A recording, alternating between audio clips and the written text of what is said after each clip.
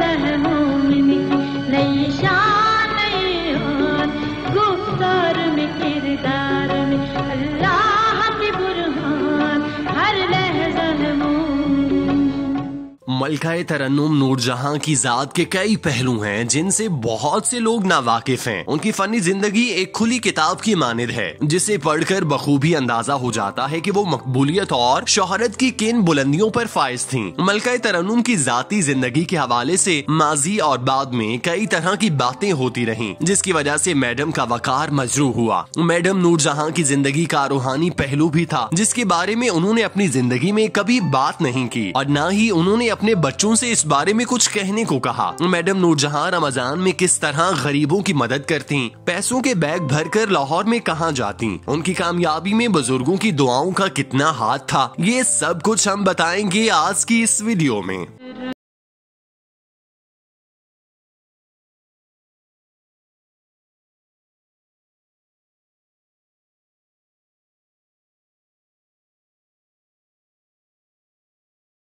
नूरजहां जिस कदर सुरीली गुलकारा थीं, उतनी ही ज्यादा एहसास दिल रखने वाली खातून थीं। उन्होंने एक गरीब घराने में आंख खोली थी, लिहाजा उन्हें जमाने की सख्तियों का इल्म था। जब मैडम ने फनी जिंदगी में कामयाबियां समेटना शुरू की तो उन्होंने अपनी हासिल शुदा दौलत को गरीब लोगों में बांटना शुरू कर दिया। 1960 में लाहौर की सड़कों पर इक्का दुक्का गाड़ियां चला करती थीं, जिसकी वजह से उनके मालिकान के बारे में सबको इल्म होता था कि ये गाड़ी किसकी है। मैडम नूरजहां के पास भी उस दौर में गाड़ी थी, लिहाजा जहां भी उनकी गाड़ी दिखाई देती मद्दा उनकी जानिब लपक पड़ते थे। कहा जाता है कि उस जमाने में मैडम नूरजहां हर साल रमजानुल मुबारक के मौके पर अपने ड्राइवर के साथ घर से निकलती और गुम हो जाती। उनके ड्राइवर के हाथ में पैसों से भरा बैग होता था जिसे वो तकसीम करके घर वापस लौटती। वो कहां जाती थी ये राज कई सालों बाद खुला। मैडम को मालूम था कि सबसे ज्यादा गरीब और जरूरतमंद लोग बड़े बड़े मजारों पर पाए जाते हैं, इसीलिए मैडम अली हजवेरी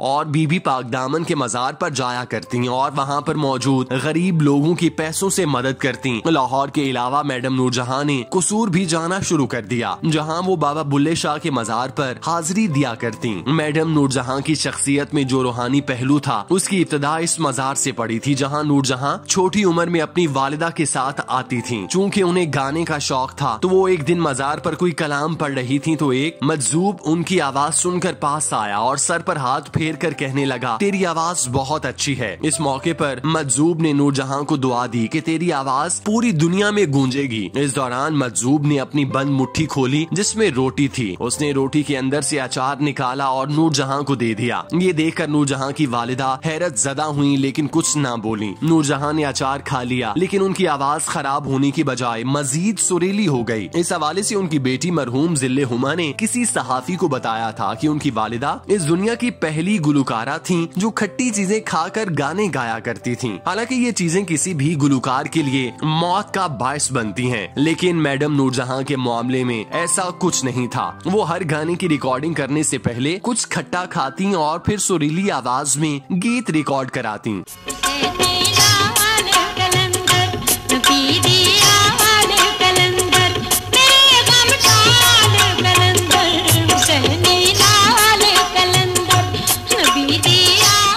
मैडम नूरजहां अपने बारे में ये कहा करती थीं कि उन्हें बुजुर्गों की जानिब से जो दुआएं मिली हैं ये सब इसकी बदौलत है कि उन्हें पूरी दुनिया में सुना जाता है और इस कदर इज्जत बख्शी जाती है। मुहर्रमुल हराम के महीने में पूरे शहर के जरूरतमंद मैडम नूरजहां के घर के बाहर जमा हो जाया करते थे। मैडम सर पर दुपट्टा लिए घर से बाहर आती और सब में पैसे तकसीम करती। वो हर साल इस इमदाद का एहतमाम करती। इसके अलावा ईद और रमजानुल मुबारक में भी उनका ये मामूल था कि अगर कोई उनसे किसी भी वक्त मदद मांगने आ जाता तो वो उसे खाली हाथ न जाने देती। मैडम नूरजहां के बारे में कहा जाता कि वो लाहौर में पहली खातून हुआ करती थीं जो सबसे पहले ज़कात और खैरात किया करती। रमजानुल मुबारक में राशन की तकसीम का सिलसिला जो अब चल निकला है उसकी बुनियाद रखने वाली नूरजहां ही थी। नूरजहां इस कदर नेक काम करने के बावजूद इस खौफ में मुब्तला रहती थी कि पता नहीं ऊपर जाकर उनकी बख्शिश होगी या नहीं। वो अक्सर इस हवाले से कहा करती थी कि ना ही मैंने अपने गीतों का हिसाब रखा है और न ही अपने गुनाहों का। वो अपनी जिंदगी में जितनी बेतकल्लुफ और दीदा दलेर थीं, सब उनके बारे में यही राय रखते थे कि वो अल्लाह की याद में गाफिल हैं। उनका सारा वक्त गुलकारी और अयाशी में गुजरता है, लेकिन ये कोई भी नहीं जानता था कि मैडम नूरजहां अपने घर में बाकायदगी से नमाज अदा करती थीं। कुरान मजीद की तलावत उनके मामूलात में शामिल था। उनका अल्लाह के साथ क्या मामला था, इस बारे में कोई दूसरा शख्स नहीं जानता। ये बस अल्लाह और नूरजहां के दरमियान था।